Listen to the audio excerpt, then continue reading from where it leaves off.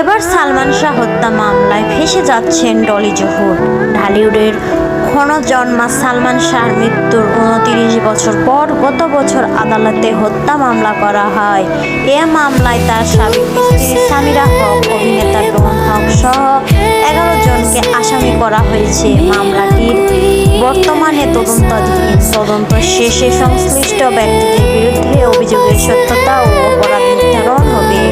এদিকে সালমান শাহর মৃত্যু মামলার তদন্ত কাজ চলমান রয়েছে। তা সত্ত্বেও অভিনেত্রী ডলি জহুর সহ সিনেমা অঙ্গনের আরও কয়েকজন জিজ্ঞাসাবাদের দাবি জানিয়েছেন সালমান শাহর মা নীলা চৌধুরী। তদন্তে প্রয়োজন হলে ডলি জহুর সহ কয়েকজনকে আসামি করার কথাও বিবেচনা করতে পারেন বলে জানিয়েছেন তিনি।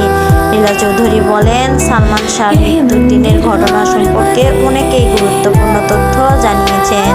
তাই মামলার সুষ্ঠু তদন্তের স্বার্থে তাদের জিজ্ঞাসাবাদ করা প্রয়োজন। তিনি বলেন, যেদিন সালমান শাহকে হত্যা করা হয়েছে বলে তিনি দাবি করেছেন, সেদিন ঘটনা সম্পর্কে ডলি জহুর অনেক কিছু জানেন। বিভিন্ন সময় গণমাধ্যমেও তিনি ওই দিনের ঘটনা নিয়ে কথা বলেছেন।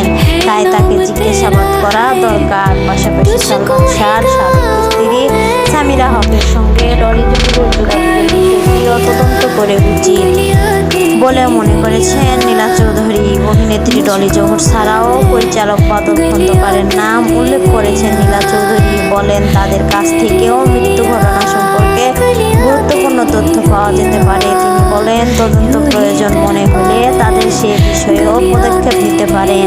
তার দাবি, ডলি জহুর ও বাদল খন্দকার সহ কয়েকজন ব্যক্তি সালমান শাহর মৃত্যুর ঘটনা সম্পর্কে অনেক কিছু জানেন এবং সত্য উদ্ঘাটনে তাদের বক্তব্য নেওয়া জরুরি।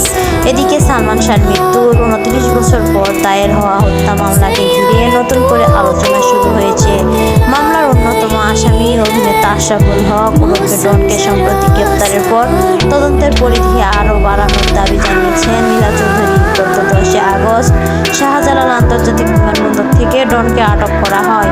তাকে আটক করতে অভিনেতা ডিপজলের সহায়তার কথাও আলোচনায় আসে। ডিপজলের সঙ্গে সরাসরি কথা না হলেও তাকে মামলায় সাক্ষী হিসেবে জিজ্ঞাসাবাদের দাবি জানিয়েছেন নীলা চৌধুরী।